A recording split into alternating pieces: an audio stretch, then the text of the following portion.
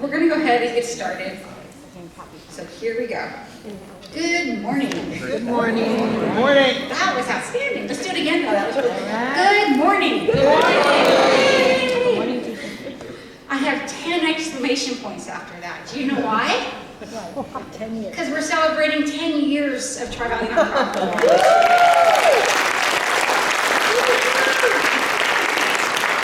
I'm so thrilled to be here with all of you this morning. Who knew that when Moni and I met in the elevator in the building next door, which is a very slow elevator, that we would be here today with all of you. It's been a great journey, and I want to thank all of you for being a part of it, whether this is your very first meeting or whether you've been with us along the way.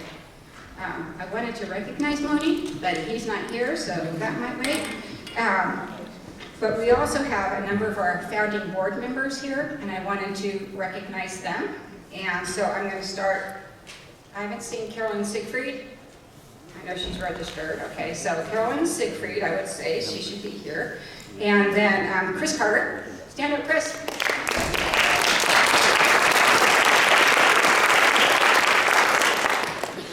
Genevieve Getmansoa. She just got here. Where is she at?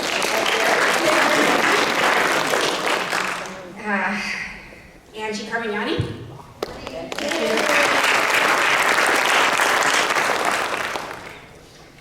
And then, where's my list? Oh, Susan Houghton.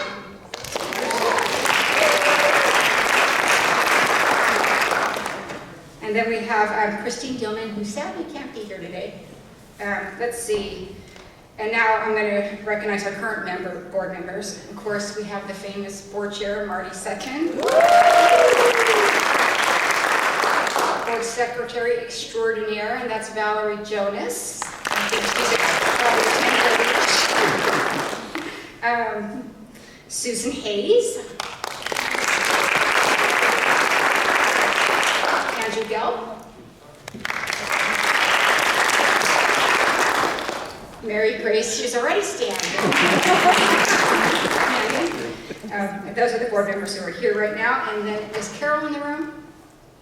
Well, tell Carol, thank you. She is like my right hand, and none of us would be here without her. So, yay, Carol, wherever you are. Of course, I'm really now currently engaged, our community engagement manager. And then I want to recognize our political representation. Not counting our esteemed mayors, of course. We'll get to them in a minute. I'll save that for Marty. So we have from Swalwell's office, we have Ron Payne. I didn't see Phil Tucker. Nope, okay. Supervisor David Hoggart's office, I saw Gloria Gregory here. Sean Wilson was also registered, is he here? I didn't think so. And then from Livermore, we have a couple council members, but I don't see them either that have registered, both Bob Carling and Ben Variantos. Okay, where? Oh, there's one.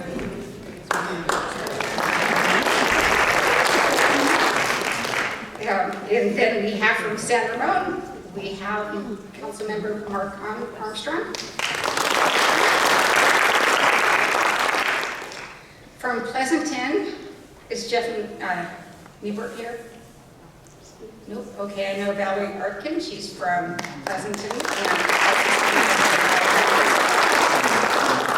And then Jack Walsh was also registered, but I didn't see him. Okay. Well, thank you all for being here. I apologize if I missed anybody, but that's who we have on our list. And then, so now at this point, I'd like to take a minute and recognize my co-founder, Moni Knott.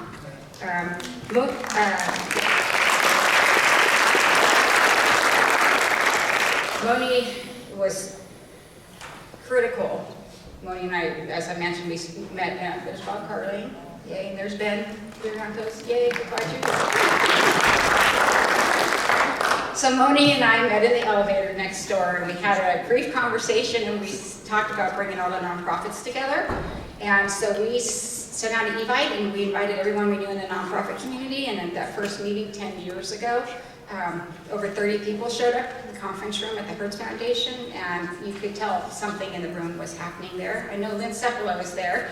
I was just looking at pictures the other day, and there was Lynn's head. And there are a number of people here today that were there at that meeting. And so Moni rotated off the board a few years ago, but he has stayed really closely involved and supportive of Tri-Valley Nonprofit Alliance. So Moni, can you stand up wherever you landed?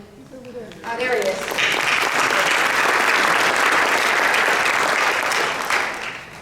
Okay, and I saw Valerie Jones just walked in, so yay, Valerie. Okay, so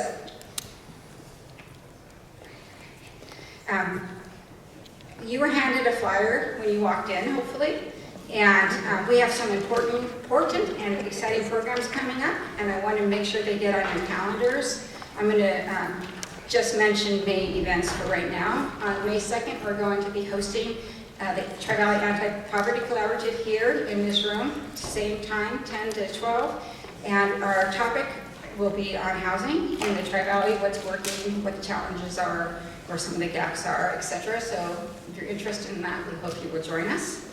A couple of weeks after that, on May 15th, we invite you to join us for a movie. We'll be screening Uncharitable, the film, and Bird Flying in Dan Pelota. And Dan is a huge voice in the nonprofit community who talks about the importance of investing in nonprofits like they are businesses and not like we shouldn't spend any money on them. And it's a really important topic. Oh, Julie Test is here. No, I'm wrong, sorry. Anyway, this will be a ticketed event on the evening of May 15th here from 5:30 to 8:30. And our goal is to sell it out. So we hope as soon as tickets open that you will get your ticket and that you will be here, because it is an event not to be missed. So we hope you will do that. And now, I wanted to kind of go around the room and have everyone introduce themselves. Not really, I was just listening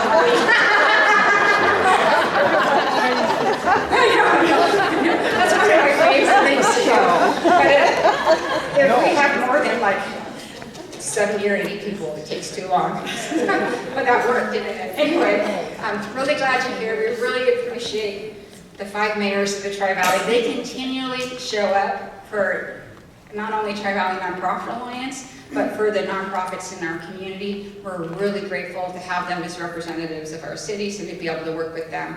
And I'm going to turn it over to Marty so we can get this program going. Thank you, Kathleen. So, good morning, everyone. Thank you all for joining us. As some of you know, when I first graduated from college, I went out to work in DC so I could work inside the Beltway. I don't think I really knew what that meant, but I knew I wanted to be involved in politics. And so as I was prepping for today's panel, I had a flashback to my DC days. I was working with a group of about 17 senators from each side of the aisle at a press conference.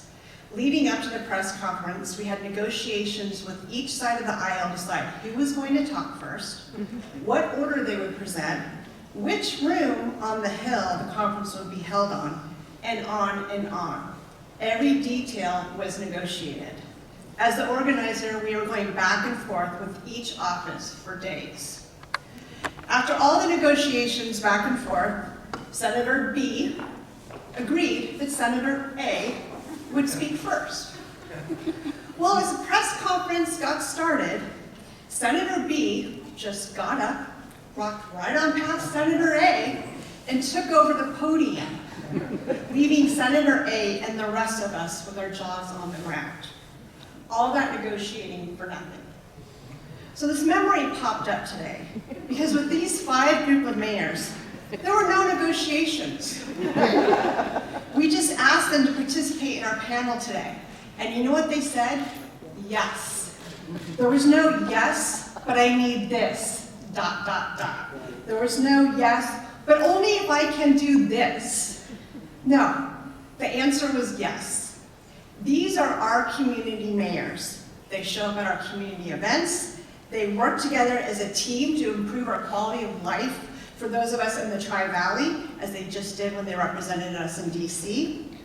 Our mayors are in our community supporting our nonprofits, working to make our community a better place for everyone to live and to work. So, I would like to thank all of you mayors for saying yes.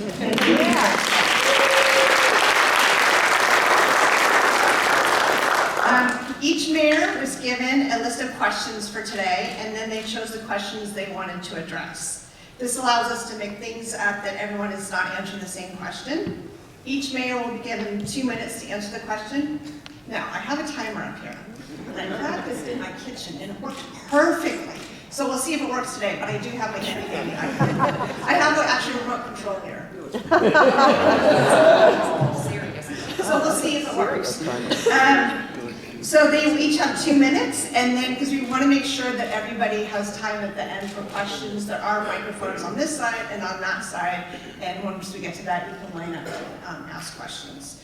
So I'm going to ask each mayor to start, take 2 minutes to introduce themselves, and maybe say a little bit about what they did before they were mayor, or some of them still have full-time jobs, so what they're currently doing.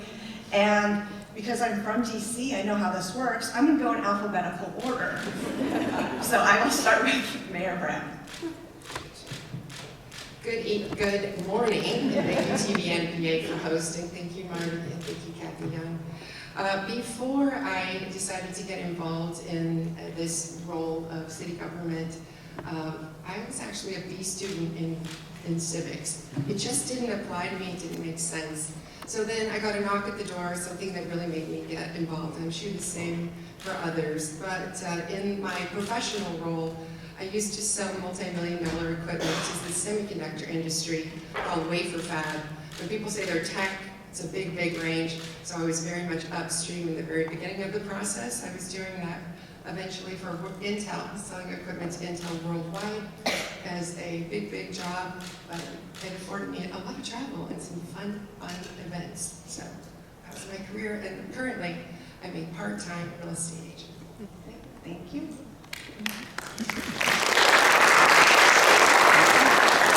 Mayor Hernandez. Good morning, everyone.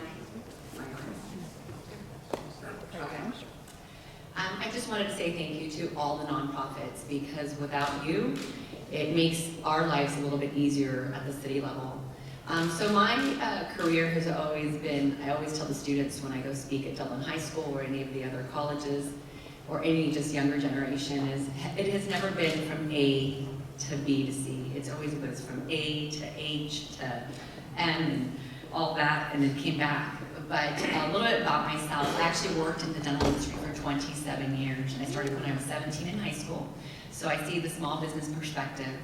I actually wanted to be a dentist, and I was working almost full-time during my years in college at Sac State, and loved biology, but then I knew that that just wasn't for me.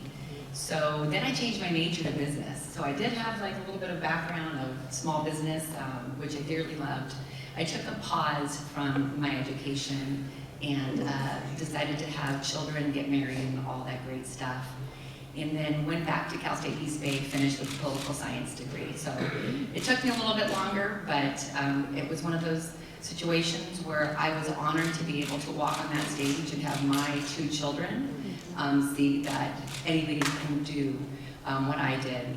And coming from a really big family, there's 9 of us, 7 kids, and a mom and dad, we were always encouraging each other. So never feel that you can't go back to college to finish that degree. But definitely love what I do as mayor, and was an avid volunteer for our community in Dublin for many years while my kids were younger, and wanted to be there for them. And they finally said, "Mom, why are you always at our school?" And then I just really got involved into all of our task force and Human Services Commission, where I was the chair. And so that's why the Human Services Commission is such an important category to me.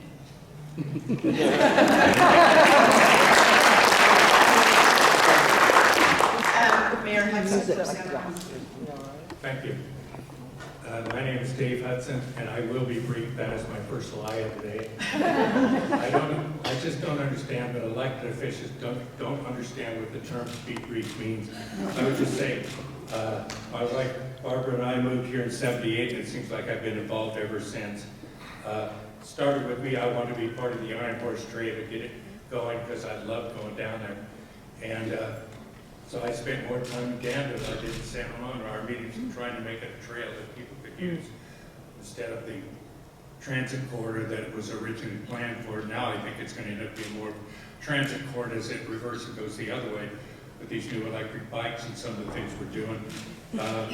I was in real estate for 30 years, so I got to see a lot of these things change as Doherty Valley started to come online. It really changed the entire valley, watching Doherty Valley and East Dublin develop. And I can't say enough good things about our mayors, and I think we all did it the right way, though in San Ramon we had nothing to do with the Doherty Valley's done in the county. But that's the way it goes, and that's why I'm staying involved. I don't ever want to make that mistake again. And in an effort to be brief, I will give the rest of my time to Mayor Marchand for his welcome.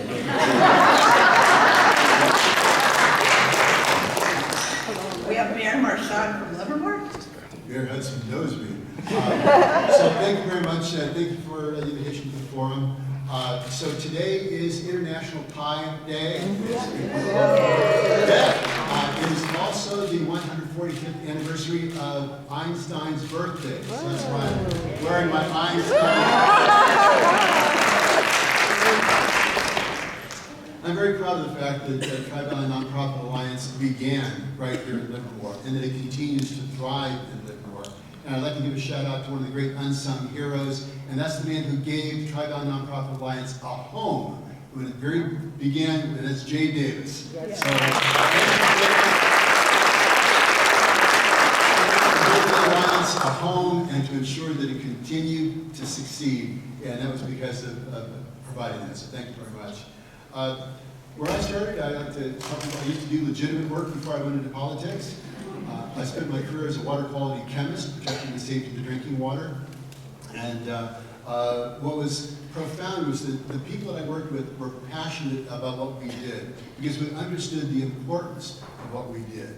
That water is the most fundamental compound for life to exist. Life can exist without light and without oxygen, but it cannot exist without water. So working with these passionate people, that was a given. And then I transitioned into politics, and I, again, get to work with people who are passionate about what they do. They're passionate about the quality of life for this community. I've served for 4 years. I termed out, and then I was asked to come back. And I'm very honored and gratified that I've been asked to come back and that I continue to serve this community and to keep the remarkable place that it is, to live, work, and play. Thank you. And Mayor Stepper from Danville. Thank you and welcome to all of you for taking your morning here to spend with us. The five cities that you see here, even though we call ourselves a town, we are equal partners in what we call the 350,000 people that we represent. And when we go to Washington, the fact is we have a lot more to say and be listened to when we work together. So as you are out in the audience, and we're amazed to hear your stories today as we come down. I'll just tell you quickly what I have done.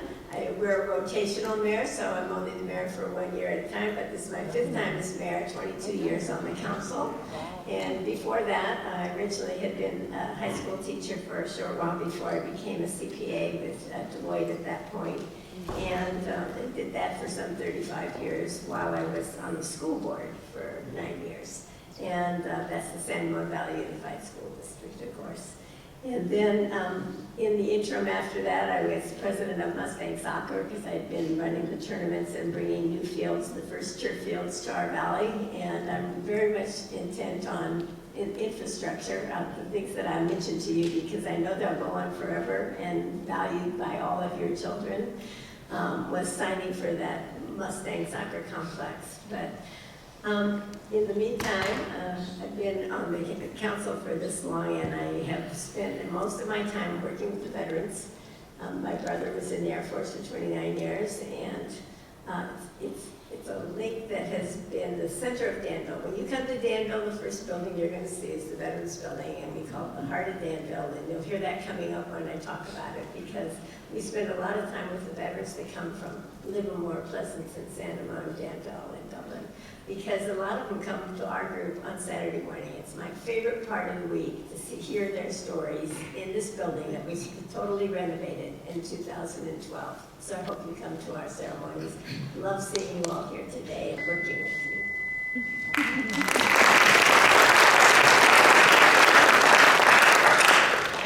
Thank you for being here, because I know you guys all have very busy schedules, so we really appreciate you taking the time to be here.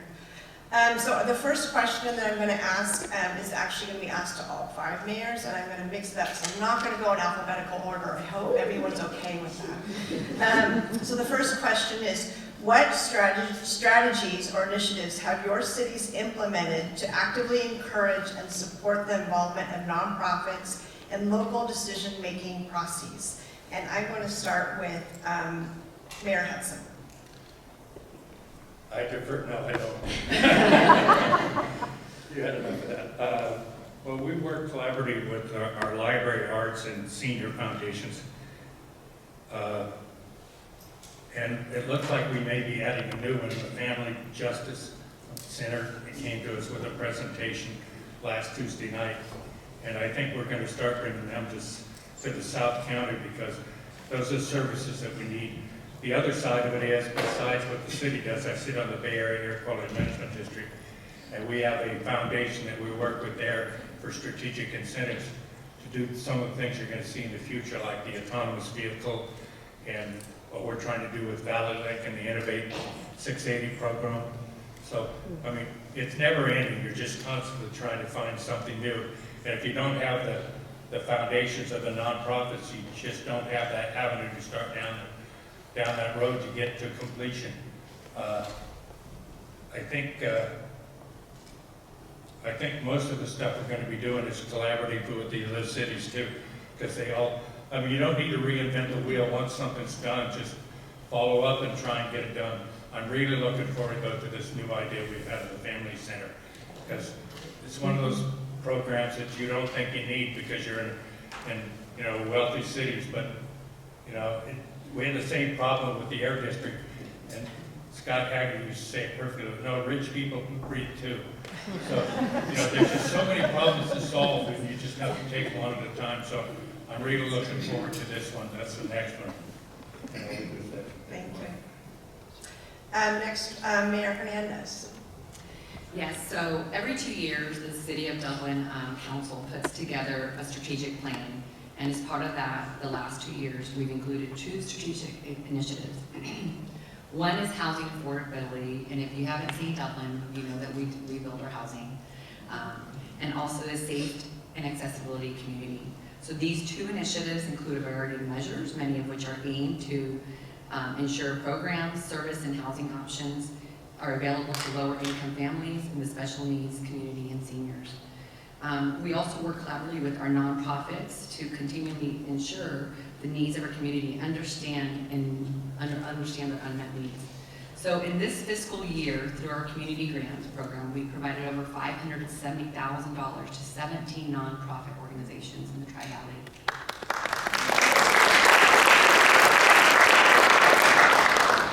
So this included nearly $290,000 for Tri-Valley Haven, and a large portion of the grant is their service site to expand their project.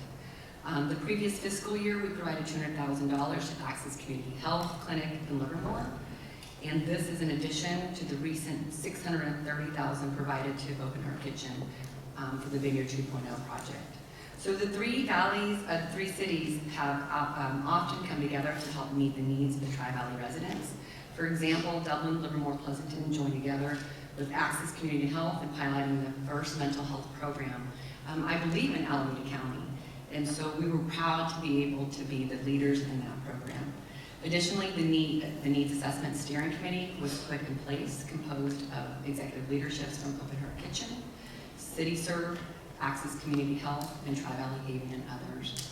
And I think we also really made a big step in also providing 2 acres to Sunflower Hill. Susan is getting prepared for our St. Patrick's Day weekend with her pretty shirt. But definitely, I think that Dublin has done a great job in keeping that two-way street open with all the nonprofits. Thank you. Mayor Marchand? Thank you. Well, forums like this are an excellent opportunity for the city and the nonprofit communities to come together, collaborate, and talk. City staff and I are all in close communication with our partners because our nonprofits are the backbone of our delivery system for the human services. Because they're on the ground providing direct services, it's important to include these nonprofits in all aspects of our decision-making for both current and future services. We do this by consistently meeting and collaborating and talking with our nonprofit partners. Now, this is easier in some ways because a lot of our nonprofits and a lot of our partners are in the multi-service center right next to City Hall. Agencies like CityServe and Access Health. And being so close and having that close proximity, it allows for easy communication and collaboration. So it's that working together and ensuring those lines of communication that are open all the time. That's the way we can succeed, and that's some of the best technologies that we can use. Thank you. Mayor Stuffer? Oh, thank you. I'm going to talk to you just for a second about what we do as liaisons, as council members, because we're a little different in Danville. The staff isn't putting on our major events. It's usually an organization. It's either the veterans, the September 11th is put on by the Exchange Club. We have the Kiwanis Club, Rotary, all those people, and all those other groups that you can name and you're part of. That's what your best contact is with the council members, because we'll be at all those events like we are today. And we'd like you to be there, not only be there, be in one of those organizations so you have direct contact. The council members are liaisons with all of the commissions that we have, and we don't have a lot of people that apply for the commissions. We have a great number that apply, but not necessarily representing the nonprofit organization. So I would encourage more of them to get involved in that, because we go through quite a rigorous process, and we depend on hearing what the public's doing through those people on those commissions. We also are not a direct link for the giving side. We do it through our council members, and they're on many different boards. And so you approach us in a little bit different way than you maybe do the other cities. It's the ARPA funds that came to us, the American Rescue Plan this year. However, we got $1.75 million, and that was an exception because of the dollars were used differently, and we were able to give those to 11 different nonprofits that made a huge difference in Danville this year and going forward. And we also have now instituted proclamations that we do, probably 2 of them at every meeting. I try to get somebody to receive it so that the public knows even more about what's in the proclamations and what our groups are doing that they can join. Make sure you know a council member and a police officer, which we'll talk later, so that you have somebody you can call and say, what's going on right now that I can be involved with or that can help me with this issue. So I say that to everyone in the seats out here, and we appreciate you being here. Thank you. Thank you. Thank you. Recently, the Pleasanton City Council just accepted the Eastern Alameda County Human Needs Assessment. This is a 10-year plan, and it was put together in combination and in support with our core nonprofits as a guiding document for where we're going to move forward when we spend our money for the cities in Eastern Alameda County. So these are both going to be short-term, mid-term, and long-term goals. As I said, it's a 10-year plan. But additionally, I'm just not competitive or anything. In a friendly manner. But in 2023, the City Council of Pleasanton approved more than $1.2 million in local nonprofit organizations. That is a big budget.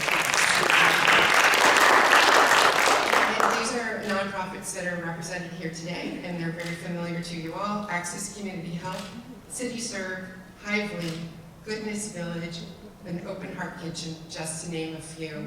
But since I have just a little bit of time, I think it's also our job as the task is to ask for help.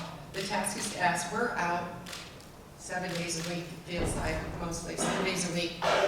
Whether we're meeting with representatives of the public or we are helping with nonprofits. Over this past weekend, I helped build beds alongside Rotary for Sleep in Heavenly Peace.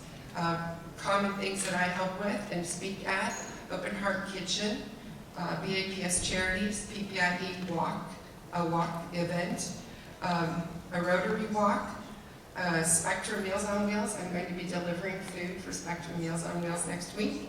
Tri-Valley Conservancy for Hively. I have never been a waitress, and I was a bad one. I did it for fundraising for Hively. And HERS breast cancer is something that has touched my family very deeply. So I invited a large group of friends, and we did that walk together. Did you finish your thought? I'm sorry, you can hear. Yes. Beep. Thank you. Okay, so our next question, and I just want to remind people, a lot of these questions have come in from the nonprofits. So we really wanted the nonprofits voice in these questions. And this next one I thought was very interesting, and this is going to be for Mayor Marchand and Mayor Brown. How do you see technology and innovation playing a role in enhancing the collaboration between cities and nonprofits to address community challenges and promote sustainable development? Thank you. So technology, how do we use it? Well, we've always had to use technology out here in the Tri-Valley because, very simply, we don't have the density of human service providers out here in the Tri-Valley that are available in other parts of the county. I was a founding member of the Tri-Valley Anti-Poverty Collaborative and had the opportunity to meet with someone from the city of Oakland, from the Alameda County, who was their executive director. And at our first meeting, they said, oh, well, there is no poverty in the Tri-Valley. So I was able to educate them that, yes, in fact, the chronic scarcity of resources is, in fact, poverty. And we have over 30% of the people here in the Tri-Valley are rent burdened. Some statistics I've seen as high as 50%. So yes, we have had to use technology because we don't have the density of services, and we got to continue to combat some of these misperceptions. We've seen an increase in technology and innovation with nonprofits when it comes to utilizing data collection systems, translation services, and also training opportunities. For example, one example is Access to Community Health is reducing access barriers in the face of increasing medical and mental health needs using telehealth technology. So these are some of the things, and we here in the Tri-Valley, this is the heart of innovation. So it's very gratifying to work and to encourage all these great ideas to come in, is how do we overcome these barriers over which we have very little control. Thank you. Mayor Brown? Well, that's a great answer. We got a chance to pick which ones we were going to be prepared to answer, and this is not one of my questions. Oh, I think next is number 4 for me. okay, sure. Whatever he said, because it was a great idea.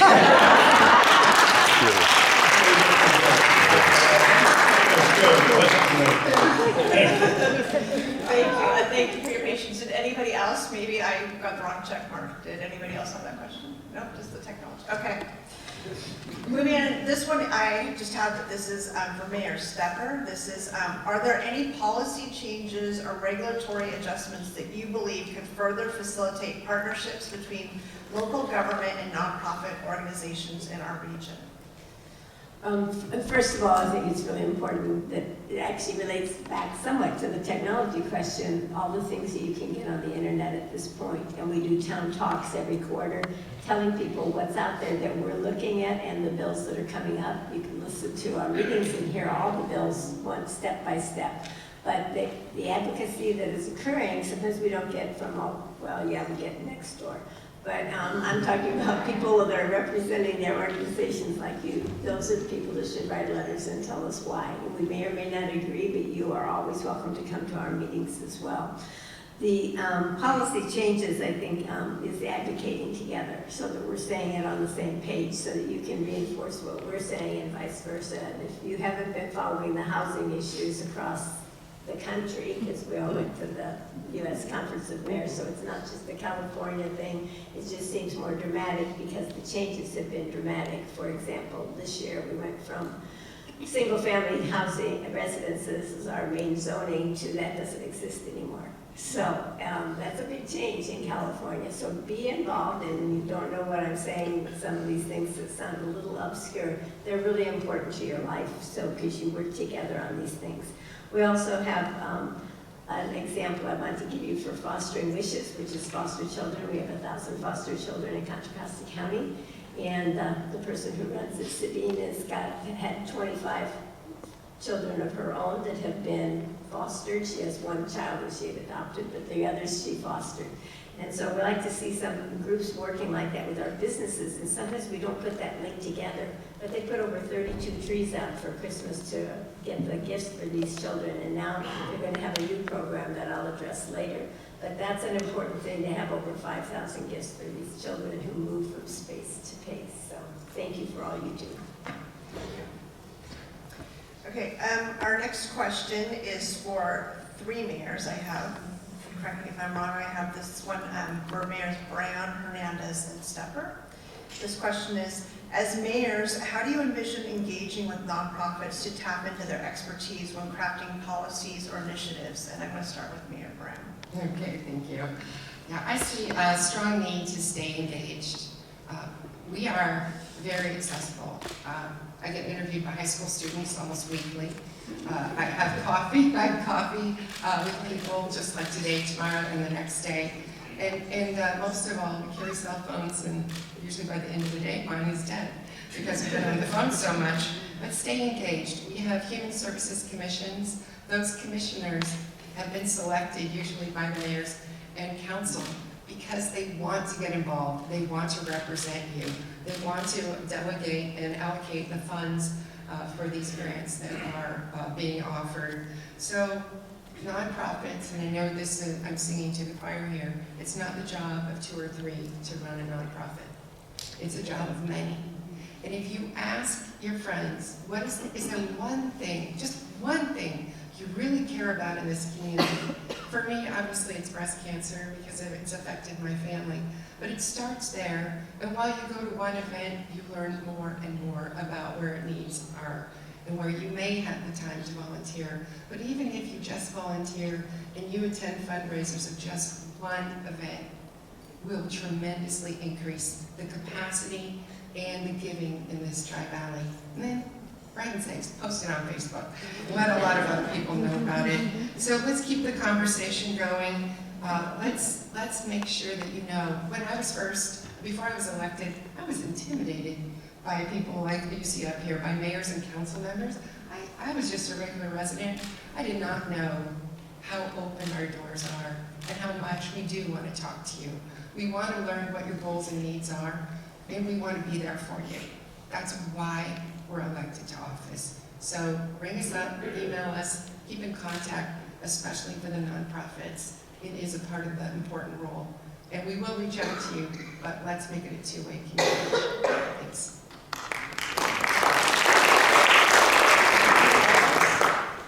So this was one of my favorite questions. As many of you know, that I wear 2 hats, and so my day job keeps me very, very engaged in social services needed here in the Tri-Valley.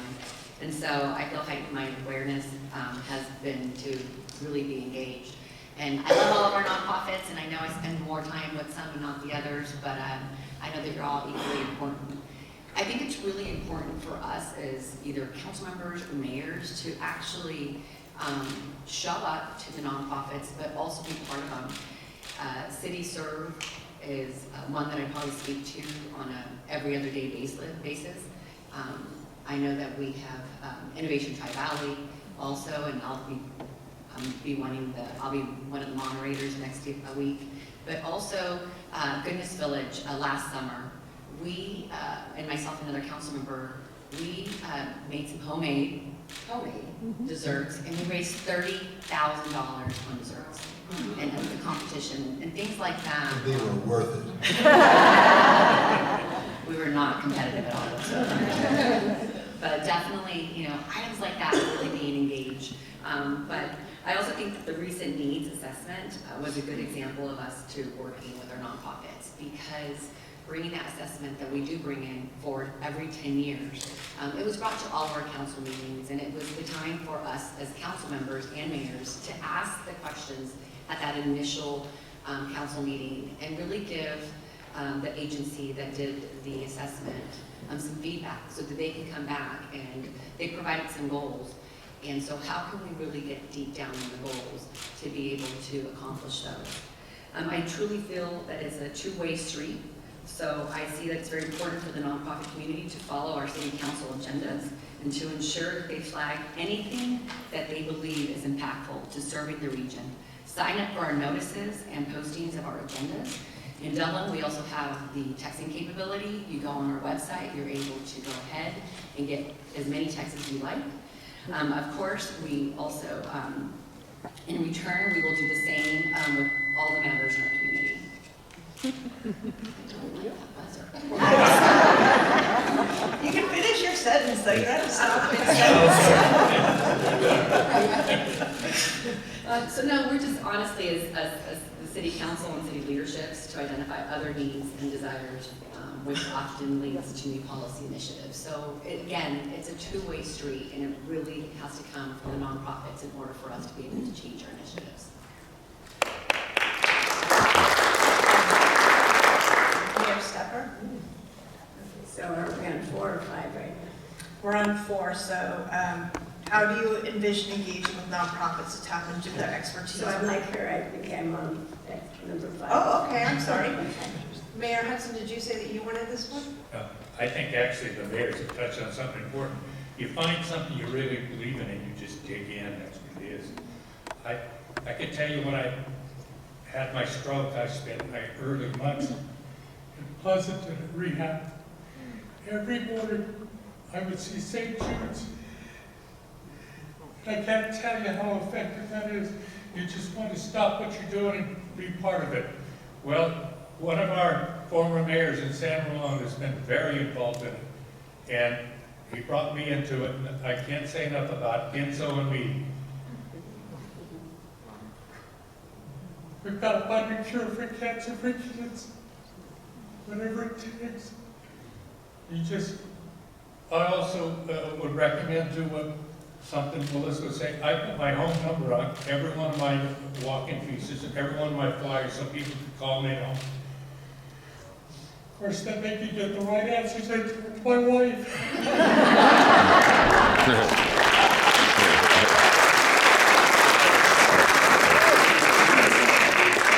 Thank you. So our next question I have for Mayor Hudson and Mayor Stepper, that is number 5. What advice would you give to nonprofit organizations seeking to establish or strengthen partnerships with local governments, and how can they best navigate the bureaucracy and enhance collaboration? So, do you want to go first, Mr. Yeah, we support the involvement of nonprofits in local decision-making processes. We also work very collaboratively with our foundations, the Library, Arts, and Senior Foundation.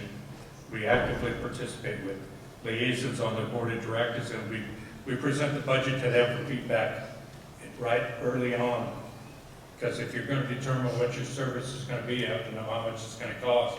It doesn't do any good to say, I want to be involved if you're not going to spend any money on it.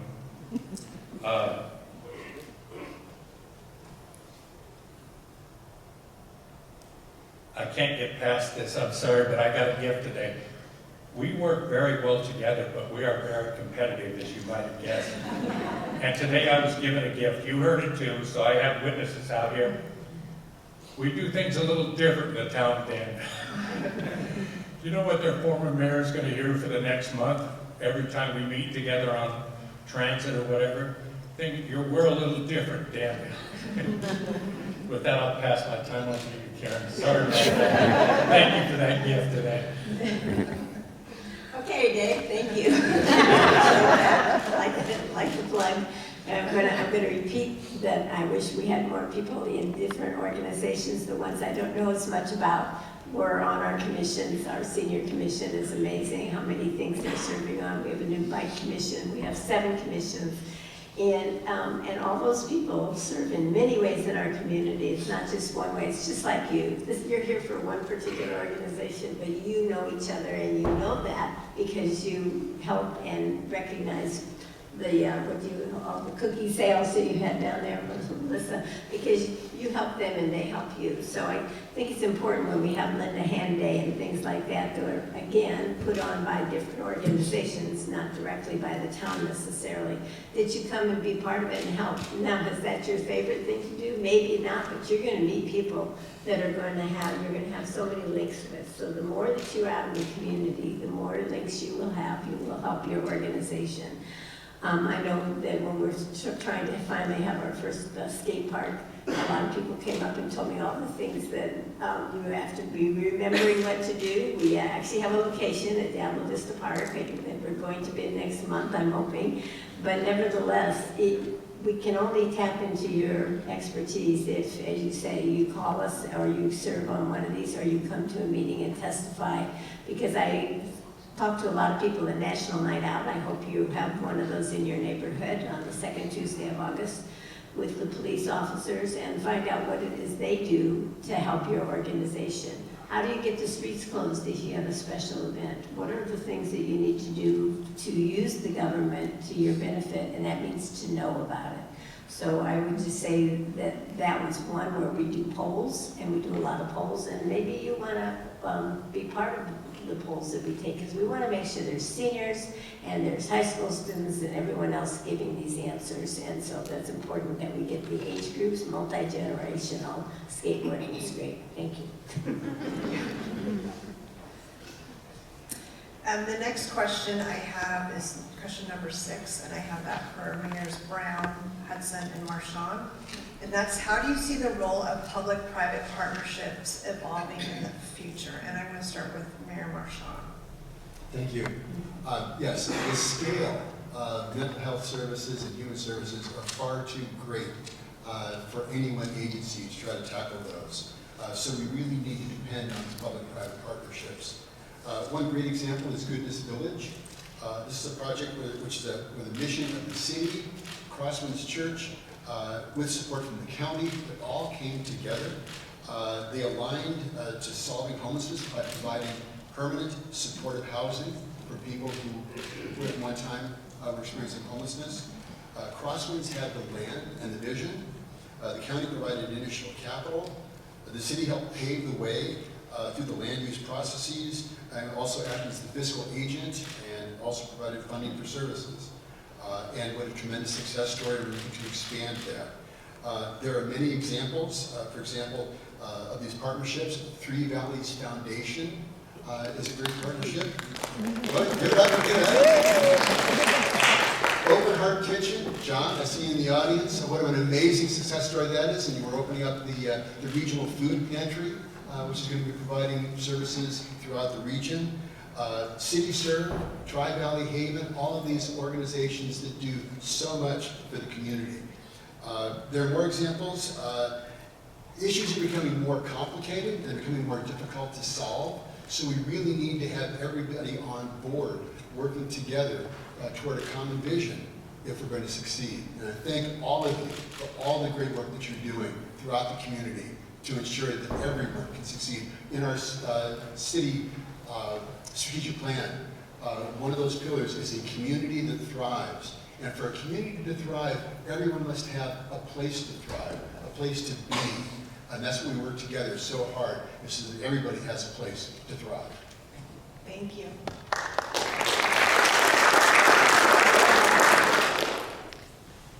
Mayor Brown. Okay, thank you. Yeah, we're very proud to have supported Goodness Village, but not quite to the level, of course, the city of Livermore.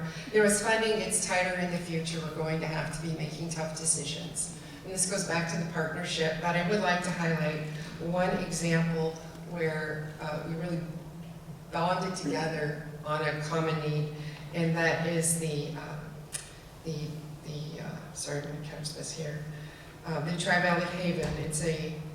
It is the only confidential domestic violence shelter in the Tri-Valley.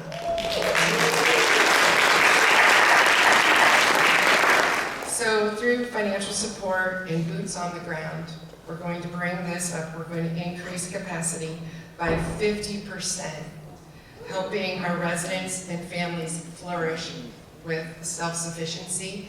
And you know, it touches so many of us. I know it touches you more because you're really doing this day in, day out.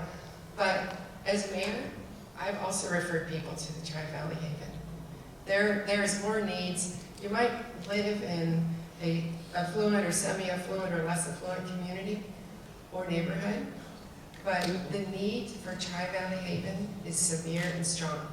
And that's why we're willing to invest and make sure that you can increase that 50% capacity to serve more. And you know, the confidentiality is key for many people because it is needed so they feel safe in some cases, but in other cases it's needed because they just don't want this to be a public event. So thank you for all you do. Thank you, Tri-Valley Haven.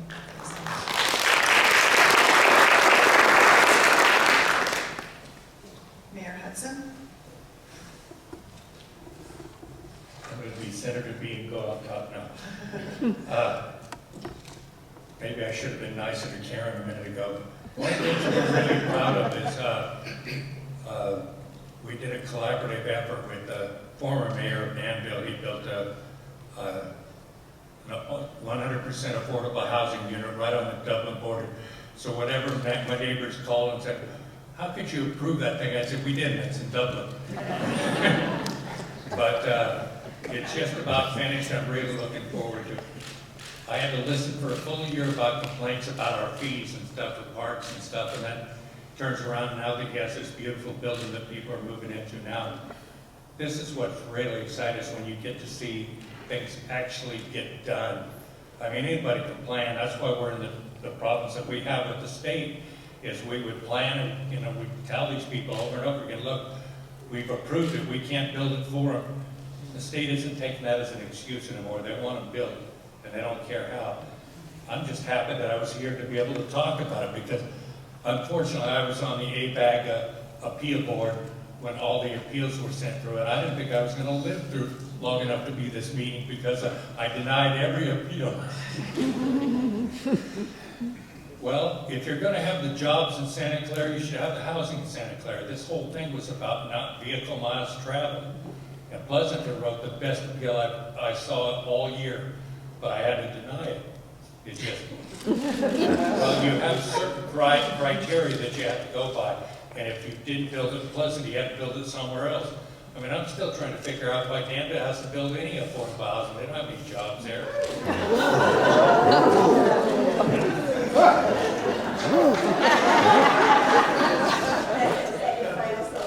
That's it for me. I always can give them a gift. They're a little different than them. Marty, can I just add with the Yes. government and private partnership? I think it's really important. Sometimes you can get a lot more things done quicker when you do take these initiatives and do the private government partnership. And also something just even like Visit Tri-Valley, where we're all working with them, all of us, I believe all 4 cities, but working with them just to be able to bring more attention to the Tri-Valley. And so sometimes that partnership goes a long ways. Maybe San Ramon could join Visit Tri-Valley.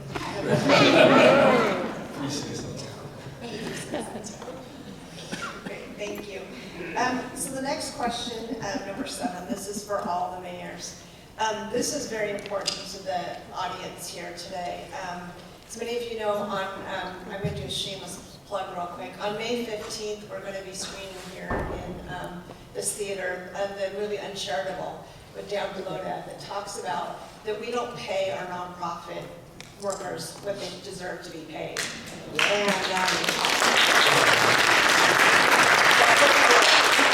So I hope everyone will join us for that. So this question is similar to that. So according to our TVNPA report, just getting by in the Tri-Valley, it can take a 6-figure income to make ends meet in the Tri-Valley, and the housing crisis has caused pressure on lower income households.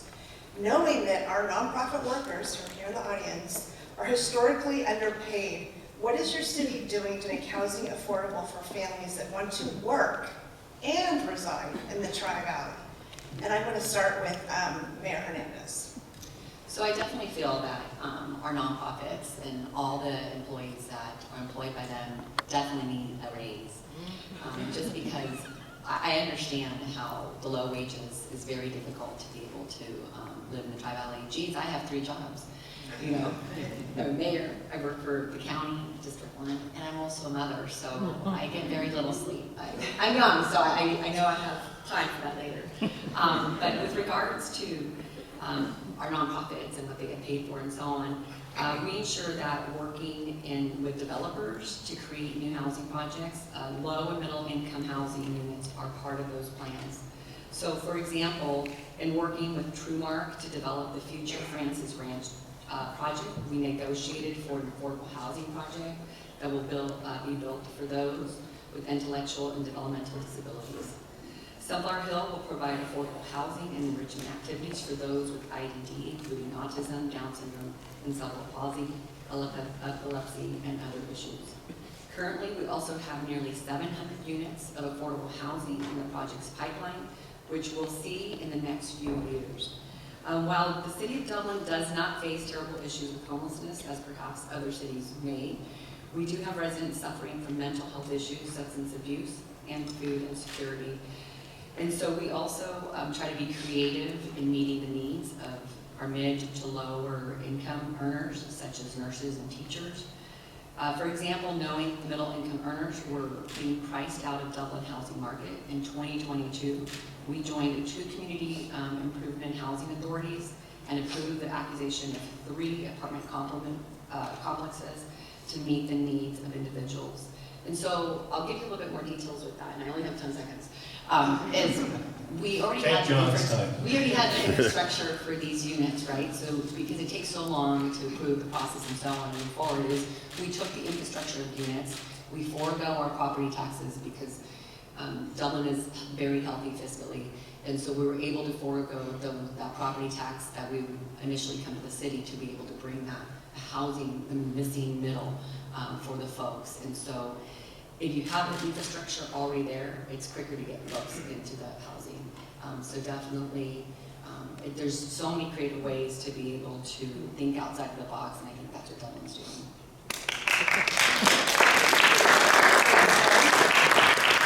Mayor Brown. Okay, thank you. You know, Pleasanton, along with our Tri-Valley neighbors, have recently adopted our housing element. And in the City of Pleasanton, we have currently about 29,000 housing units, and we just zoned for 6,000 more. So it's a dramatic step up. Some of the challenges of adding additional housing are out of our control, such as interest rates, and the ability of a business to come in, construct homes, and pencil it out so that they can be successful business owners to either resell or to rent out. But for the City of Pleasanton, back decades, from our 2005 general plan, we've been an organization, a city, that does inclusionary zoning for houses. So what that means, that IZO, inclusionary zoning ordinance, means that if I build 100 units, 15% are low income. And what that means for a student is they don't know they're in a low income housing. They live right alongside market rate housing. The only person who knows the difference is the person who collects the rent. It's a way to blend together communities so everybody is equal.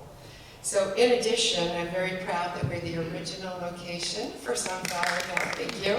We have 30 units at Sunflower Hill done in conjunction with Mid-Penn. And we worked with Eden Housing to develop Cottager Gardens, which is 100% affordable housing where low income, and the amount you pay for rent are tied closely together for 185 units for seniors. These are new construction units that are beautiful, and anyone would be proud to live there. So as we look forward for what can we do next, we're also we're also working with Reach Housing to put ADUs behind Reach Housing units. So we're going to continue to build, we're going to continue to look, and we're going to continue to add housing, maybe even 6,000 of them. Ooh, good job. Mayor Marchand. Thank you. Yes, the city of Livermore takes this very seriously. Because affordable housing, we just voted recently in City Council about what the affordable housing qualifications were. It's $118,000 a year will qualify you for affordable housing. For low-income housing, $118,000. That's more than I ever made in a job in my entire life. So the fact that this is the new standard is really, it's remarkable. A lot of the people that in this auditorium, when you bought your houses, it was 3 to 4 times the cost, or the cost of your annual salary. 3 to 4 times. Today, it's between 15 and 20 times the annual salary. So it's a huge impediment. So we're working very carefully, very hard. The city doesn't build housing, but we create the environment and we create the zoning, and then we work in partnership to create that housing. So for example, for seniors, for working families, people with disabilities, we just finished, we opened up Avance, 44 units for people with developmental disabilities as adults. We opened up Chestnut Square, 72 new senior units for low-income seniors. Some of them had been experiencing homelessness, and now they have a place to thrive. 42 working families are also. We had over 3,000 people apply for this, for Chestnut Square. We also have the inclusionary housing ordinance, which requires 10 to 20% of the units to be affordable. We've produced over 200 first-time home ownership opportunities. A quarter of those are going to school teachers. We have approved 6 years ago, we approved Eden Housing, which is going to be affordable housing for working families, and we are still tied up in court on that. 130 units. We could have had people in there today. We're still tied up in the courts with Eden Housing, but we will continue to work together to ensure that people have a place to thrive in our community.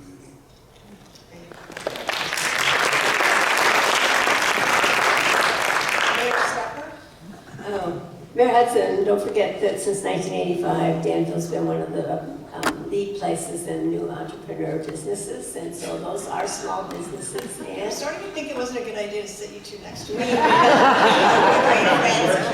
we've been friends since we moved here together, and a long time ago, over 50 years ago. So, but Dan, we do have jobs. We do have a lot of people in our food destinations, our restaurants.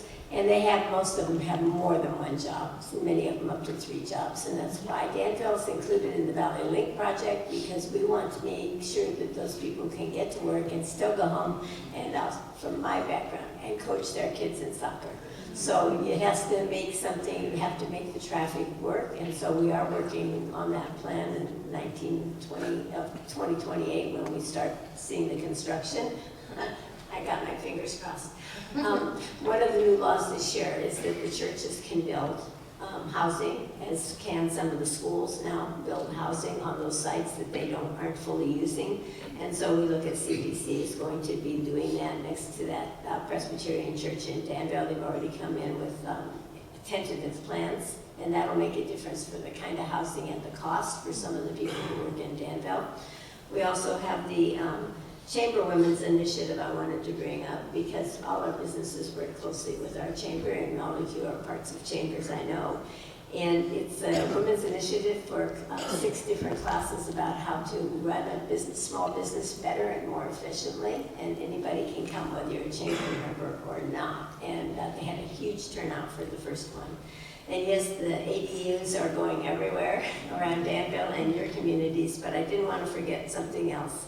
We could ask the state to buy down the cost of land so that we can build more affordable housing, because that is the greatest obstacle when you have to pay $2 million to build something and tear it down first. So I think that if we all look at the state to get back with the community funds they used to have for low-income housing, it will help all of us build more housing for those people. Thank you. Mayor Hudson? Yeah, I think Karen just touched on something that has been going on in the Tri-Valley for as long as I've been here.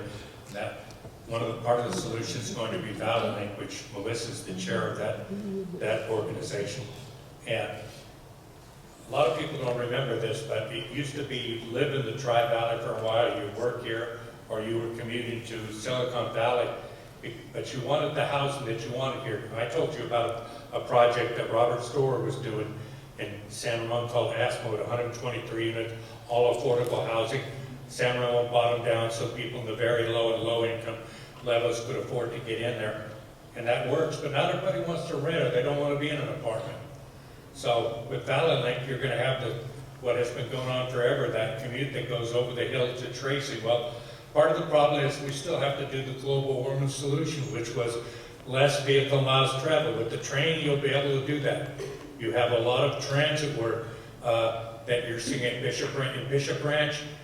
Anyone that lives or works in Bishop Branch gets free transit throughout the entire county connection line. We have our own program in Go San Ramon. Actually, people that are worried about, well, what if the bus isn't running at this time? It's going to be the same problem with when we get Valley Link on what if the train isn't working late. So we did a program with County Connection where we'll pay half your Uber cost if the buses aren't working at that time. You're going to see more and more of that with transit because you have to have a transit that works for people. And what we're going to do is build new transit stops within Bishop Branch. Some of you may have already seen the autonomous vehicle is going to be big in there. We were one of only 2 places that were allowed in the state to use the autonomous vehicle. Concord Naval Weapons Station, where we certified the vehicle, and Bishop Branch. And this is coming. It's here now. It's going to come more and more. It's not going to go away. Where people want to know how we're going to get to work. Well, a lot of them are going to be working from home. Okay, our next question is number 8, and I have this is for Mayor Brown, Hernandez, and Marchand. And it's, what are the top 2 human service concerns you have in your city? Who is in charge of addressing them, and what tactical steps are you taking? And I'm going to start with Mayor Marchand on this one. Well, thank you. So human services needs that are probably the greatest concern. I think it's going to be homelessness. Homelessness is going to be number 1. All of us are seeing more and more of that. It's extremely complex. The journey that everybody individually took to the path of homelessness is really specific to that individual. So you need a variety of strategies and supports, including mental health, drug and alcohol treatment services, substance use disorders. So all of these are very, very complex. It requires strategies that it's not a silver bullet. It's what I call silver buckshot. How do you, these small targeted strategies to make that work? So one of the strategies is supportive permanent housing, like Vineyard 2.0, like Goodness Village. Vineyard Project created 23 dedicated units for homeless individuals and a resource center. In the first month, Open Heart Kitchen and Resource Center served 426 unduplicated clients. They provided over 11,000 meals for those in need, supplied 447 temporary overnight shelter beds, 346 showers, and 133 loads of laundry. Very simple, basic things to sleep and a place to stay clean. So these are very, very basic things, but these are huge things that have to be done in collaboration. Another issue is food insecurity. That's another thing that Open Heart Kitchen has been working on. They've served millions of meals since the start of the pandemic. Because we're no longer in the pandemic, we still need to work on these partnerships. Open Heart Kitchen, Tri-Valley Haven, all of our faith-based organizations coming together. As I said, the Tri-Valley Haven Food Pantry is addressing food insecurity for over 4,000 families. Open Heart Kitchen with their 19,000 square foot pantry. Again, collaboration is the way we're going to make this work. It's going to be silver buckshot. Thank you. Mayor Brown. Yes, thank you. 2 critical human service needs: serving the unhoused and mental health support. And what the City of Pleasanton has been doing is we have 2 programs to address both of those. One is our homeless outreach team. It's a part of the police department. It's connecting our homeless with services. City serves a key part of that, but so is food, and so is mental health. And I'm really proud to say that we have been able to reduce our identified homeless by 50% with our homeless outreach team.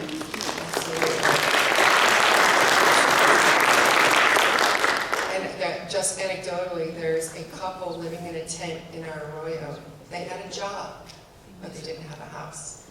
The homeless outreach team was able to contact them, and at first they didn't believe this could be possible, that they could live in a home, live in a house. Of course, neighbors called, oh, there's a tent in the arroyo.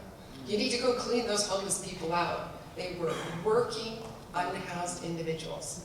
And I'm so pleased that the homeless outreach team was able to connect them to home and services. And then second was mental health. We, the City of Pleasanton, have an award-winning Helen Putnam Award. It's a statewide award for our ARU, our Alternative Response Unit. The Alternative Response Unit has been able to drop our mental health holds, those 72-hour holds for both youth and adults, by 47%. That's why we got the award. These individuals who are experiencing a mental health crisis don't necessarily belong in a mental health hold. They need services. And I'm going to do a shout out for Access Bridge, because they've been able to provide mental health support without waiting for months to get into your insurance. Even for those who are insured, they need immediate support. They don't need it in 2 months. If I've got somebody that's suicidal, they cannot wait. And thank you, Access Bridge.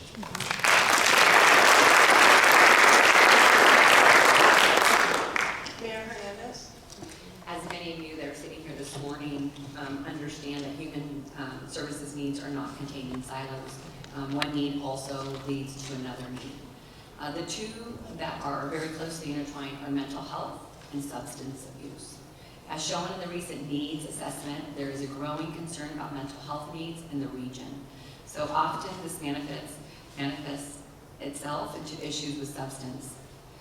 But there's also a variety of other reasons why someone needs to ease their pain, whether that is emotional or physical. So in Dublin, we have established a behavioral health unit within our police department that gets referrals from officers who have had previous interactions with persons suffering from mental health or substance abuse. They work with them very closely as desired and on an ongoing basis to help connect them with services, whether it's through the county services, areas or nonprofits or care coordinated with their doctors. So not only do they go to a one-time visit, they actually even provide therapy services for families that have actually utilized our police services more often than not. And the ongoing support and whether our behavioral health unit does it on Zoom or they go in person to their home, it's a therapy access to those individuals. And of course, I want to hit on Access Bridge. We all came together to step forward in the region to serve those who acute psychological and psychiatric needs. We see that the program is serving many individuals that would otherwise go without support. So in recent years, food insecurity has been a priority. This is not a hugely critical need in our community now because of all the services that the Three Valleys cities have provided in addition to programs like Open Heart Kitchen. Tri-Valley Haven has their pantry. We can go in there and pick what you like. But one thing that I do want to focus on very quickly is our younger generation. And the younger generation is something that we need to all focus in all of our communities. There seems to be so much more pressure on our youth than when we were growing up. And so that's something that I work through our Mayors Conference, or Mayors Council, that I lead every year, where I like to say I adopt 45 students and take them under my wing.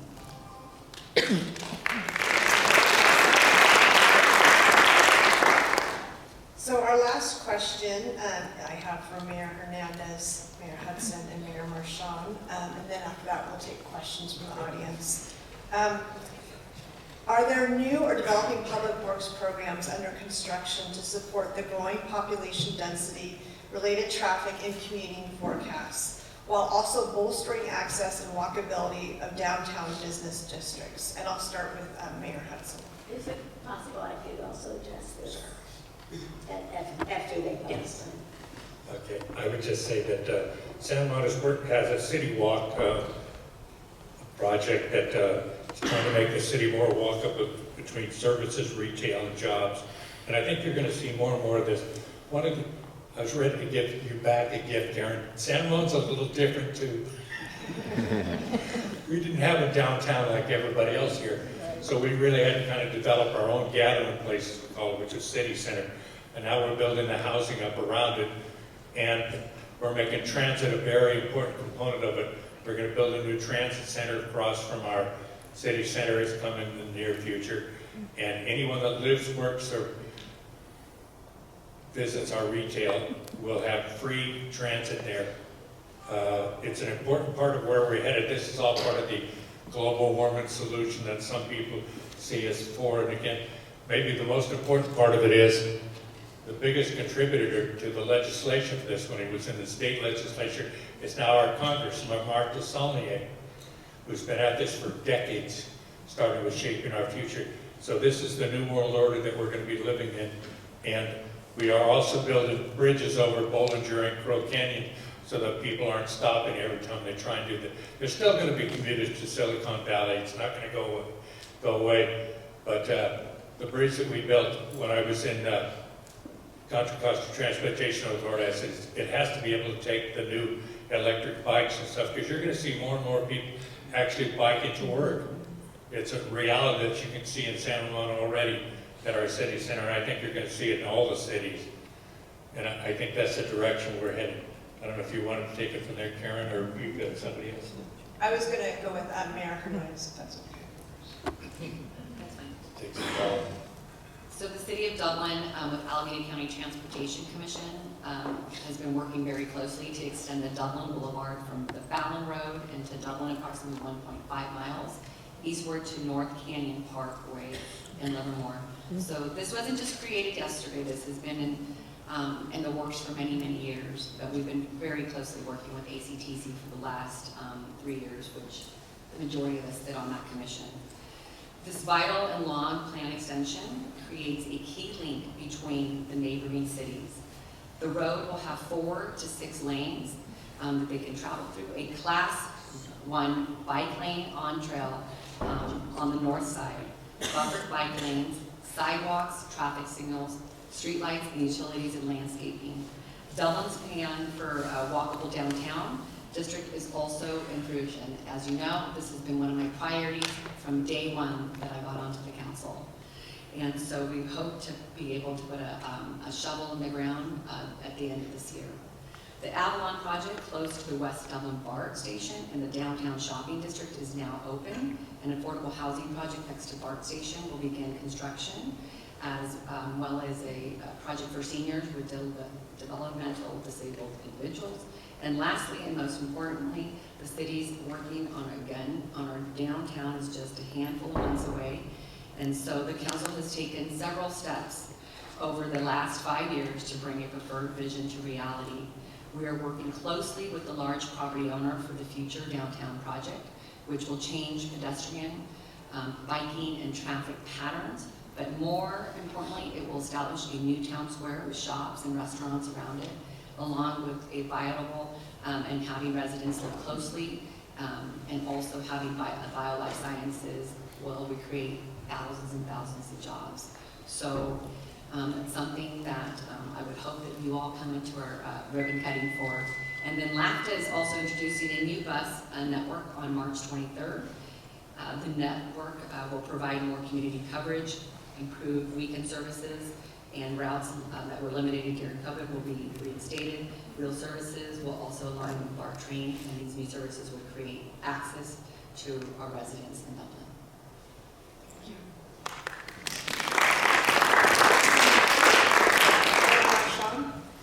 Thank you. Okay, so what are the projects we've got coming in? Well, we have the Isabel Neighborhood Specific Plan. It's going to be over 4,000 housing units north of the freeway.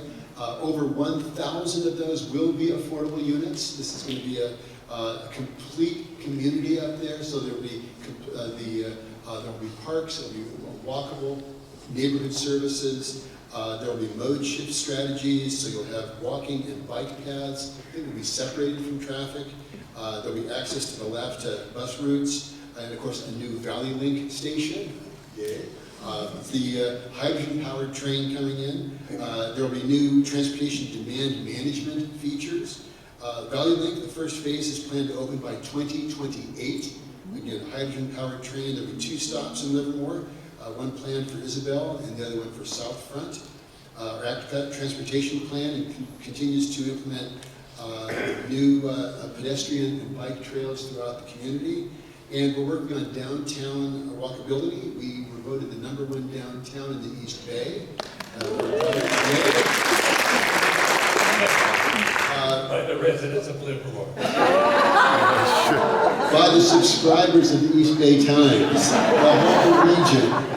Thank you. You're being nice. Well, streetscape improvements, including, we're going to get rid of the bluestone. Thank you very much. We'll have stamped concrete, which is going to look exactly like the bluestone, but it's not going to be a trip hazard. We'll have bulb outs, we'll have landscaping and flex zones. Those were recently extended on First Street from L to M Street. We'll have crosswalks being constructed at Railroad and K, Veterans Way and L Street. There will be a new pedestrian path going to be constructed from Railroad and K Street into Stockman's Park. And these improvements will increase the walkability of our award-winning downtown.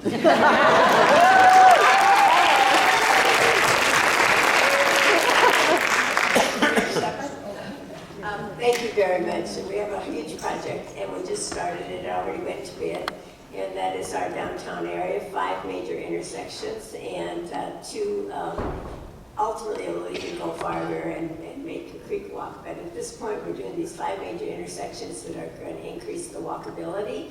As we have looked at these developments that are coming in right now, we have at least 3 that are going to be senior housing and others that are going to our old offices, which we just vacated and have new offices, will become housing for lower income, and that's over there by Sarah, very accessible to downtown. So it's important what we're doing on this big project for downtown on these 5 intersections, because it's going to make the intersections safer to cross, closer in terms of the distance and the walkability of that, and all the extra seating and bulb outs and all the things that John Marchand was talking about are going to be a part of this huge project. So if you haven't seen the project online, please go to our website and see all the things that are imagined in that.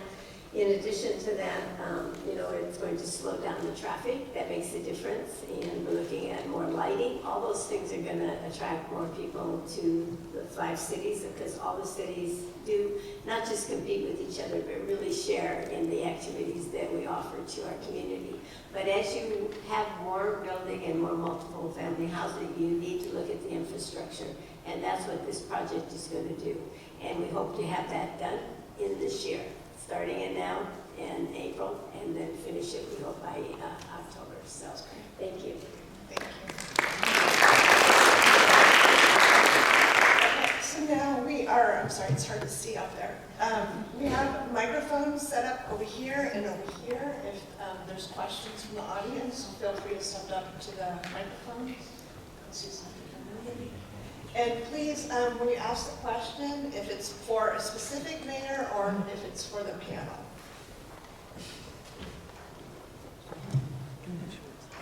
Hi, I'm Mary Perner, Livermore. Back in the early 80s, I worked with the population as a senior therapist.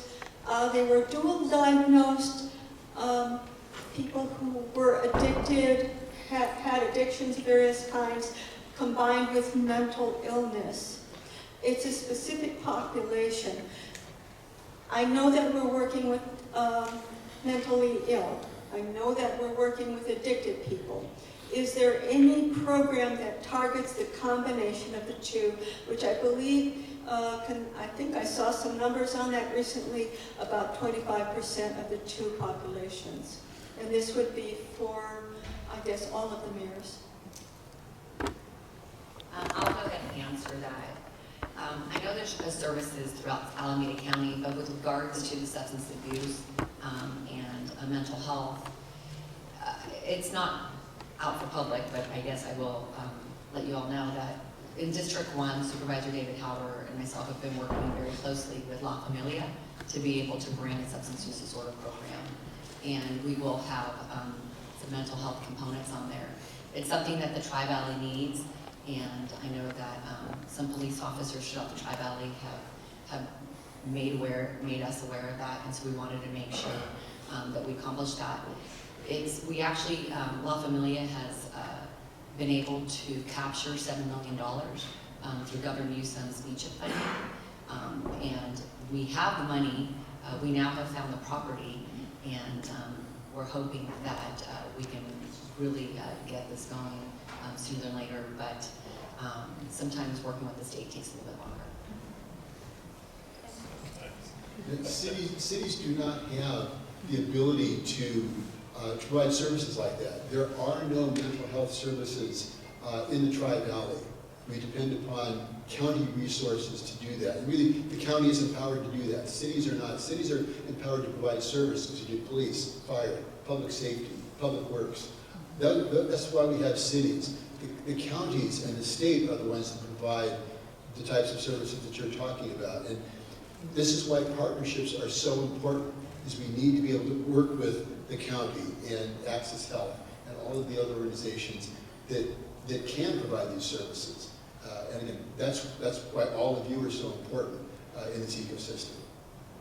But I will just add that I think you'll be very proud with regards to when this gets delivered. It is something that is a void and is a need and a gap in the Tri-Valley. So just be patient. We are trying hard, but it also takes advocates, right? It takes individuals to say, keep being the squeaky wheel to be able to work with the county and the state. Mayor Stepper, did you want to say something? I wanted to say two things about this. First of all, Discovery Center has been in Danville for over 20 years, probably 30 years actually, come to think of it, and offer all these mental health services and are in a coalition with the chamber that's being put together between the school districts and the city and the police and the fire. And they are free services if people can't afford them in our schools. So they're not necessarily residential areas in terms of housing, but they are offering these services. And just like you heard from the, forget who said it, how many times it has been, I think it was you, Karla, the decrease in the number of people that are going back to finding housing, etc., is happening because we're putting together these teams of mental health and responding with those first before and with the police officers, so that we're not putting people under 5150, we're putting them in a place where they can get services. I think that's really critical. And Discovery has been something that is, I've seen in my own family, and I've seen some of the service that they tell you to go next to, and those have been absolutely critical, that these services need to be expanded statewide, but they are services that do exist for a lot of these people, so I just wanted to clarify that. Thank you. I would say we're also looking between Danville, San Ramon, and our county supervisor, a place for the South County Family Justice Center, which will be doing many of the same services. I think it was said very well, when you have an emergency, you don't want to be trying to locate stuff. You want to know where it is or where you can go and get things taken care of. So that's going to be the key thing. Where is the location? We can start from there and then build on it. Thank you. Thank you. Will you have a question over here? Hi, I'm Steve Shepard, one of the regular citizens here in Livermore. My wife and I both worked in the Tri-Valley, and special thanks to Mayor Marchand. 5 years ago, you oversaw the wedding of my daughter, and now son-in-law, and now grandson. It was beautiful. That was 5 years ago, but those two individuals are still working here in the Tri-Valley and struggling immensely with the cost of housing. They have a very small two-bedroom apartment that is amazingly expensive. Could each of you address in very specific terms, because the word affordable housing is thrown around. To buy a home is now a fixer-upper is what, $800,000. To live in an apartment, a modest apartment, is near $3,000, which is close to what my kids are paying. It's outrageous. Could each of you be very specific as to a number of income that it would take for my two kids to live in Livermore under affordable housing, or the Tri-Valley itself? We'd like to keep them in Livermore because that's where we raised, but very specific, other than affordable housing means a very different thing to my kids. Thank you for being here. Okay, so in Eden Housing, which was specifically for working families, an individual can qualify, household income, $54,000 a year can qualify in Eden Housing. As I said, we're still working to get that built, but affordable in the Tri-Valley is a family of four, $118,000 qualifies someone for low-income housing. And there's we actually have a great table on the city website which shows different jobs, different salaries, and the qualification for what we call affordable housing. You're right. Over 30% of the people here in the Tri-Valley are rent burdened, and that sounds like with your daughter. It is very difficult, and we're trying to get it built, and that's all I can say. We're continuing to make efforts to build affordable housing. One of the things is the law of supply and demand. You've got, in the last 10 years, 500,000 jobs were created between Silicon Valley and San Francisco. 500,000 jobs, and they created 60,000 housing units. Supply and demand. That's why people are living out in Mountain House and living out in River Islands, because they can't afford to live here. And those are macroeconomic scales over which individual cities have very little control. We can work with partners to build housing which will be workforce housing for people that live and work in our community. Unfortunately, as I said, we've got one that's been tied up in court for 6 years. We're trying to get it built, and we will continue to do that. As I said, we'll get 1,000 units coming in to the Isabel Neighborhood Specific Plan, which sounds like we'll also be able to help your daughter and son-in-law and growing family. Congratulations. I'll give you some advice, because I think every city is different, and I also think that everybody's family is different with regards to, yes, there are set numbers, and depending if you have dependents or what your salary is. But Alameda County actually came out with a program called AC Boost. So it came into effect, I want to say, a couple of years ago. They actually ran out of funding, but they're going to bring it back forward. So we haven't, I know the younger generation. The difficult thing is with the younger generation is that they don't have enough to put a down payment. And that's the #1 issue. There's folks that can pay the monthly rent, but it's the down payment.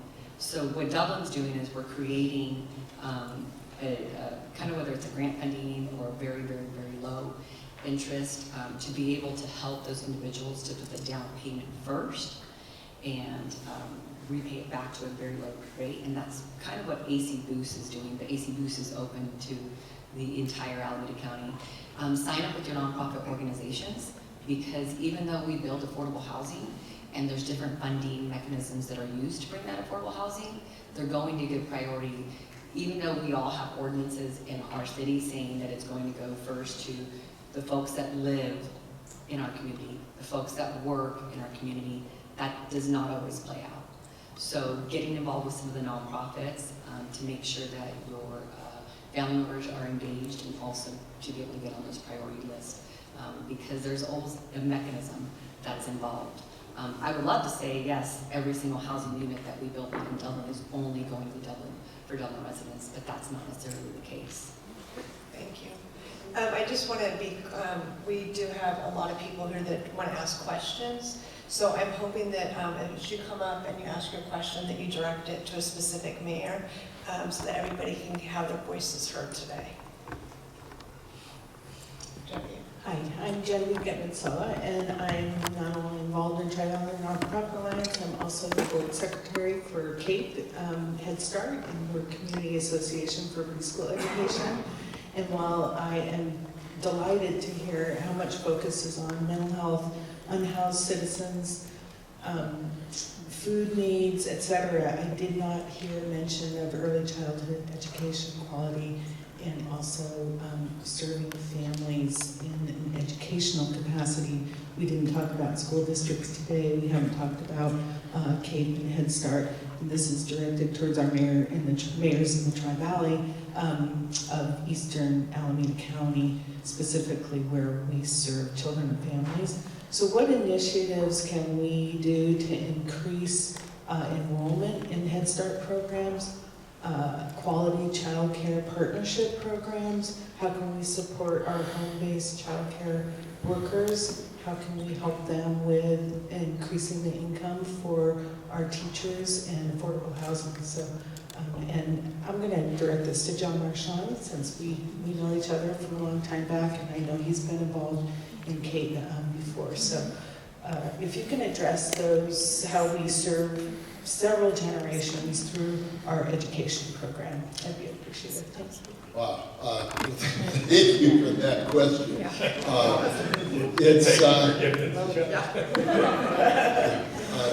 So, as I said, cities are primarily focused around public services, the public safety, the education there's a whole different organization that handles education, and it is critically important because you need to have kids that have they get a head start on this. So early education is extraordinarily important. Being able to provide child care so that people can go to work and then so their children can be in these programs. Those are extraordinarily complex and difficult and expensive problems. And that's why we work, we have our Horizons group that works with families. But I hate to say it, but this is why we depend upon the nonprofits, is because they can provide the services that the city cannot. And that's why we have a human services department that works very closely with all of these different service providers. It's not a good answer, I agree, but that's why we depend so much on the local nonprofits, because these are services that cities are not equipped to provide.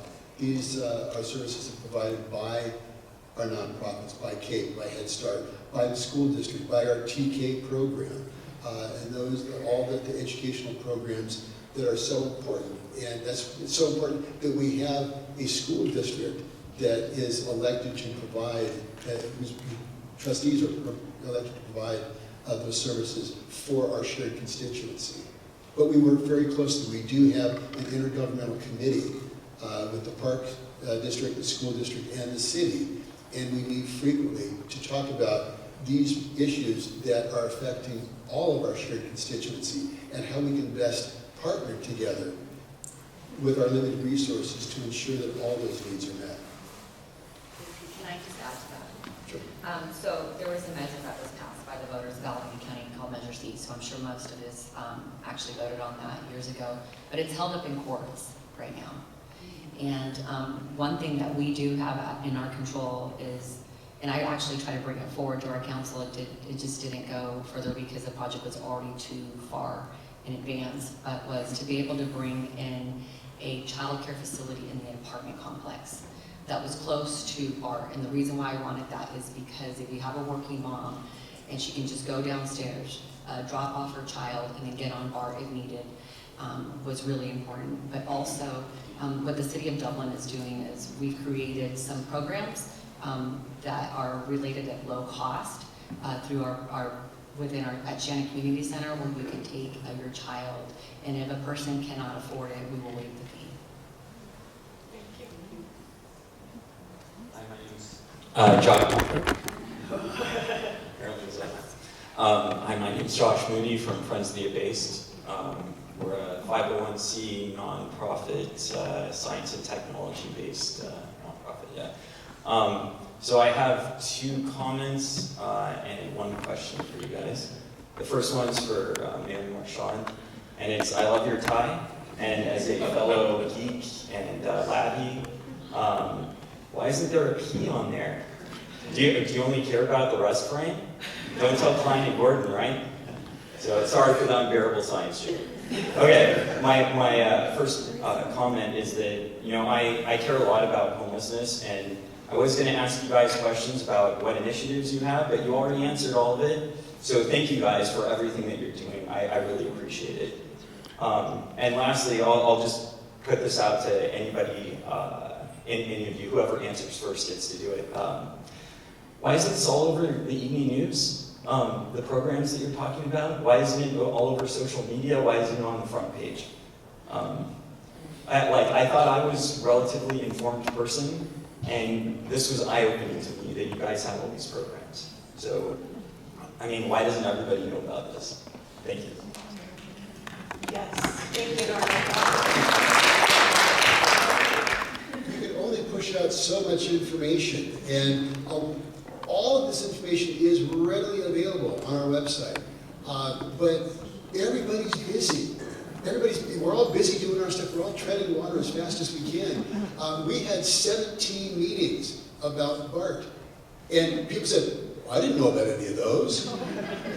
You know, we had meetings about the downtown. We had scores of meetings about the downtown. We had a 19-member community panel that worked on this. Councilmember Karla was the vice chair of it. And after all these public hearings, people said, well, I didn't know about that. Because everybody's busy. And all that information is readily available. But the problem is people don't know to look for it. And that's part of the problem. And you know, we push out a lot of stuff. We've got thousands of people on our Facebook for the city. Next door has 85% penetration in my neighborhood. So it's a tremendous opportunity, but sometimes people just don't pay attention. And it's a daunting problem, because we're trying to get information, we're trying to get public input, we're trying to make public comment, and everybody's too busy, because part of the problem is they're commuting to Silicon Valley 2 hours a day, or they're commuting over the Altamont 4 hours a day, and everybody's too busy, and they're just trying to make it in their lives, and this really isn't that important right now. So that's part of the problem. Is we push out a lot of information. Yeah, we push out a lot of information, but people aren't picking it up. John. We used to have reporters come from the newspapers to our meetings. They don't come anymore. The newspapers are set up a different way, so you're going to need to get it in a different manner. And the manner that we choose in Danville is to be even more so in charge of what we put out so that it's accurate, because a lot of the things on social media are not accurate, some are. And so you should always subscribe to the city you live in, to their press releases that come out all the time. They correct those errors and tell you where to get the right information. Thank you. We all have the newsletter. Yeah. Sign up for the online newsletter, already mailed to you. So. Can I interpret my take on what you said? More resources need to be dedicated to PR. Is that correct? Yes, we are. One of the problems with PR is we send out a newsletter to every single household in Livermore. Nobody reads it. So that's part of the problem. Okay, I'm gonna, thank you for your question. I'm gonna have to, we've got a lot of people that want to have their voices heard, so thank you. Hi, my name is Nicholas Harvey with the Bay Area Redwood. So the question, it's really for all of y'all, but only one person probably gets to answer. You know, there's a Diablo winds today. As you know, they're pretty windy. Probably a lot of trees coming down. So what are we going to do to protect and expand our urban forest? I know our communities on the west side, like, you know, Danville and Pleasanton, there's a little bit more water, a little bit more mature communities. You have more trees. So maybe it's something for Dublin and Livermore to talk about. I know San Ramon, of course, is doing a lot of work. So, I don't know, I'll let y'all decide who wants to go. I'll answer that very quickly. So before, many of you may know, Vice Mayor Danville passed away a few years back, and he actually put some funding in for the specific reason, to be able to plant trees in Dublin. So we've been doing that. As soon as there's a storm that comes and takes down a tree, we turn around and replant it right away. But we're also creating a park called the Forest. And the forest will consist of many different trees throughout in this entire park. So just keep putting some money away to be able to keep bringing in, rebuilding, and planting those trees. And I'll offer that we are a community of urban forest. We're very honored and proud to do that. But we're right now looking at our tree ordinance, because maybe we got a little too far, and every tree is not a great tree, especially when it's going to damage your hardscape, your foundation, and put your house at risk, or people. So we're really seriously looking at this, but more and more purple pipe irrigation is also affecting some of our urban forests because it's higher in salts. So we're seeing some redwood trees, since that's your business, redwood trees being rotting in place and falling over. So it's something that's very important. We're being looked at, and you're right. The wind, the rain, trees, they don't go together. Thank you. Could I quickly add to that what Mayor Brown was talking about? So specifically with the purple water, we got baby redwoods from BR 2600, and yeah, basically the salts are killing them. But more specifically, what I see time and time again is that the urban forest plans put together, or the planting documents, that the wrong trees are planted. So like, I mean, it's kind of great in San Ramon that we get lots of redwoods, and Danville as well, but these trees are outside their environment. So how do we make sure we get the right trees? Because just planting trees is not necessarily the right thing. So how do we do more of what Mayor Brown's talking about?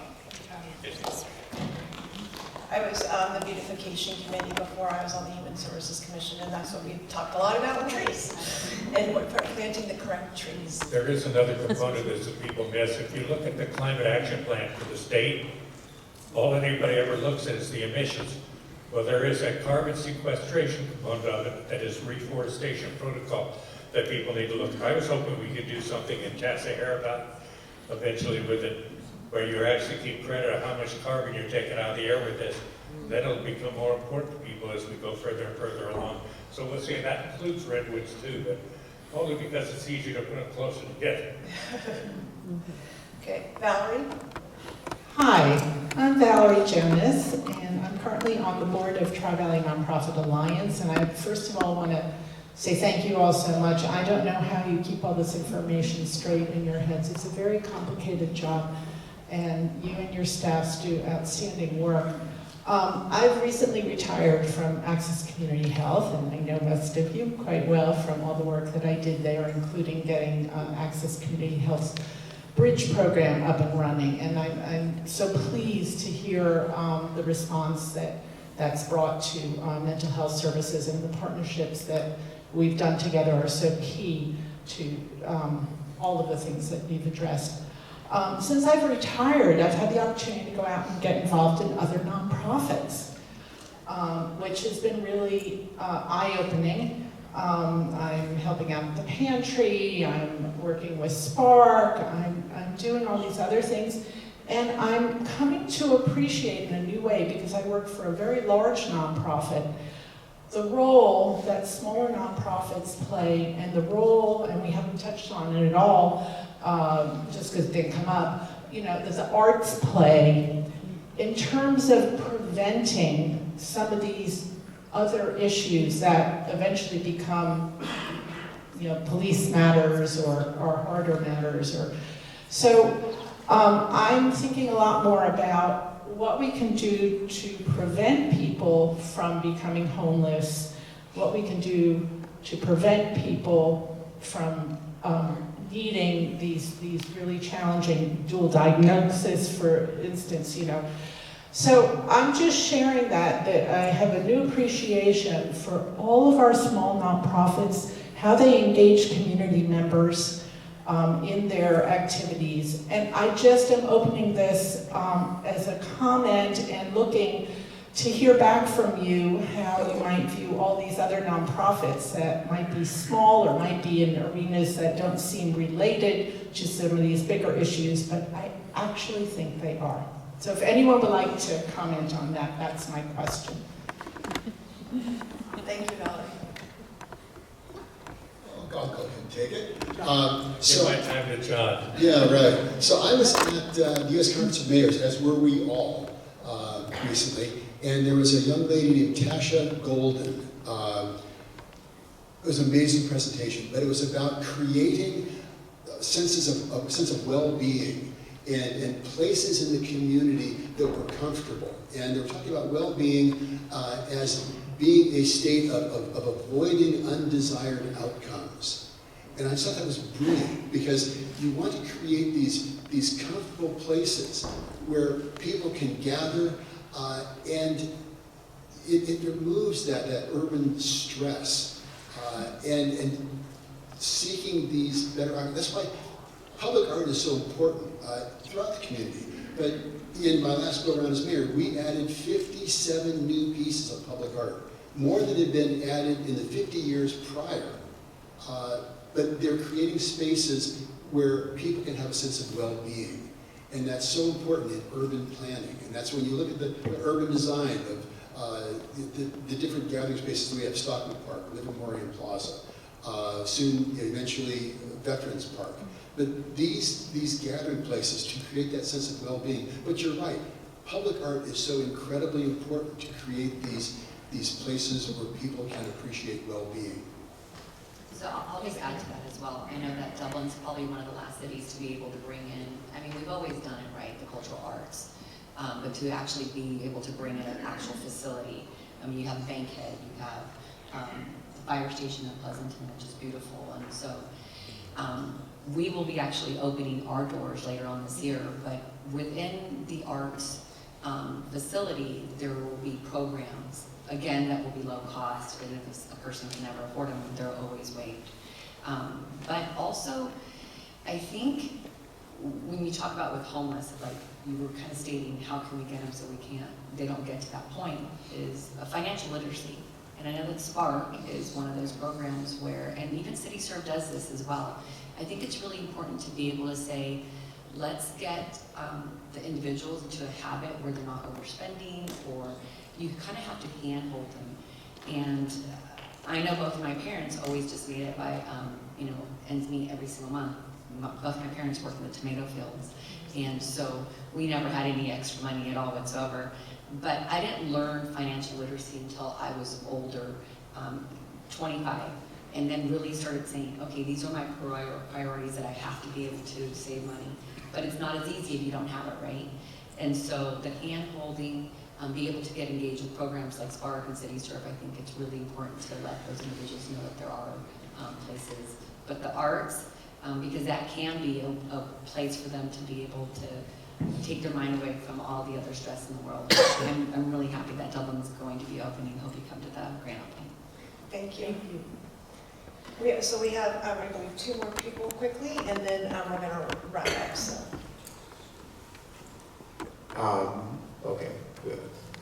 My voice is kind of low, so that's why I want to make sure.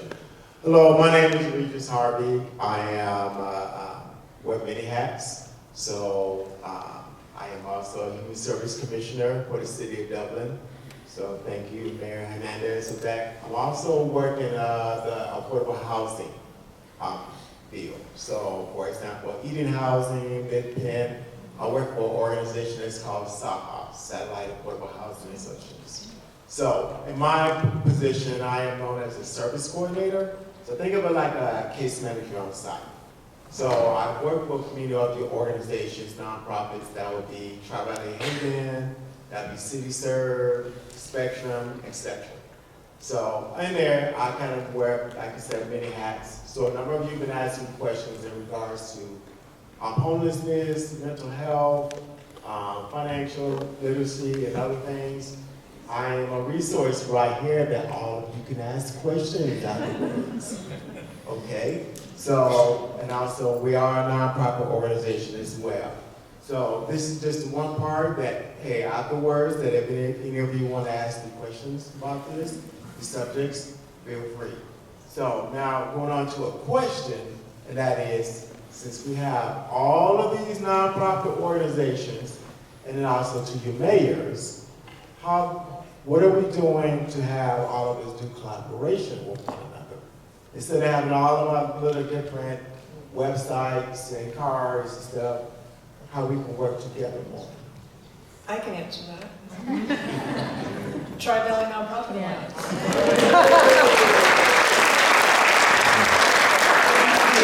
Come talk to me, come talk to Kathy over here, and we work really hard with our nonprofits. A lot of them that are local here in the area know that we work with them and introduce them to one another. When we have a new nonprofit in the area, we introduce them to other nonprofits that are doing similar activities. And we have our Common Point, which also is a place for collaboration and office space for nonprofits. So, sorry I took your... No, that's, she was free. There's got to be a common point, is the, you know, Yes. where to go. For us, we were talking about art before that. I mean, we have Doherty Station now, Doherty Valley, which we just opened up. It's a new art center. And people know there's one place they can go, then they keep coming back. Somebody tells two friends, they tell two friends, and that's how you find them. Yep. Common Point, 164 North L Street. Gloria? Do you have a quick question? I sure do. I liked Mayor Michon. I'm talking to you. And I'm Gloria Gregory, working for Alameda County David Halpert right now, the supervisor, and also a longtime resident of Pleasanton, and have worked for about 14 years with homeless issues. I loved your quote, Mayor Marchand, for a community to thrive, everybody needs a place to be to thrive. I did not hear the term transitional supportive housing talked about today, but I do believe we all are familiar with the term housing first, which is the theory that people need a place to be and to rest and to shower before they can thrive or even contribute anything to the community. There are transitional supportive housing locations in San Leandro and a small one in Hayward, made up of tiny homes, similar to Goodness Village, but they're transitional, they're not permanent, so they may be 6 months, 12 months, 18 months for somebody to get off the street, be able to have a stable life, get connected to employment. The answer I hear back to this often is, oh yeah, but then where are they going to get housing? Well, let's bite that off next. Let's give them some traditional supportive housing first. They may get employment through Tri-Valley Career Center, trained in a trade, and move to Central Valley, move to Oklahoma, move somewhere else. I recently had an experience that put this right in my face. A woman who's been homeless in Livermore 8 years, in and out of the hospital many times. I asked for a printout. It was 60 times in the last 18 months. The ambulance services, think of the cost of that and just her perspective. She got into a small group home that had been started by a Christian couple here in Livermore for 3 months. There were 3 women in there. It was transitional housing. You wouldn't believe the change in her. She was using a walker at age 58. Now she's walking 2 to 3 miles, riding a bike, going to Tri-Valley Career Center to get involved in a training program. And by God's grace, she got into a vineyard department. This is a new life for someone really lost for 8 years or more of her life. Substance abuse included. So my question is, also there's a Ruka house here in Livermore, small group home for men formerly incarcerated or homeless. We see transition stories there all the time. I believe even a 3-month respite, as I saw with this woman, can make a huge difference. Now I've seen people here homeless in the Tri-Valley over, for 6-8 year periods. Let's change it. We can change it by giving them some traditional supportive housing. Again, a Ruka house and this other small group women's home, what they did was lease a house. Just find somebody who has a heart for this, lease a house and make a place for 5 or 6 people. Thank you. Yeah. We're kind of running out of time, so... Okay, just wondering, how about considering that? Okay, thank you very much. Do you want to say anything, or do you want me just to wrap it up? Well, actually, Sorry, Can I add it on? I have one question, real quick one. I've been waiting. I'm sorry, go ahead. It's quick, yeah. We're at the end of it. Okay. I'll make this really quick. So we just registered our nonprofit, and our nonprofit is Katha Manch. It is strives to bring cultural inclusion. We are storytelling. We bring Indian and other niche performing arts to the global stage. We are innovative storytelling. I'm a resident of Dublin, and the nonprofit is registered in Dublin. What I would love to know is, as a new nonprofit, like in the Tri-Valley area, is there one of the things that we really need is platform and place for creative collaboration. So the facility rentals are the biggest, one of the biggest costs for us, and we're striving to make a bigger outreach. And are there programs or ways in which these facility rentals for our rehearsals, as well as like a theater like this, be more affordable for what we are doing?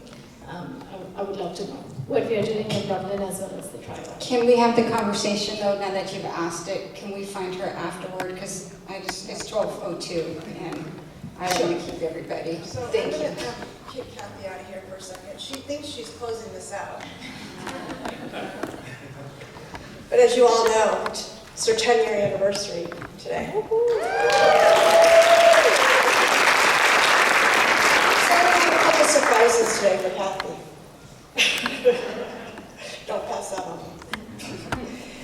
So as Kathy talked about, 10 years ago, a little over 10 years ago, Kathy and Moni met in an elevator and started a conversation about nonprofits coming together and collaborating. That conversation sparked the beginning of the Tri-Valley Nonprofit Alliance.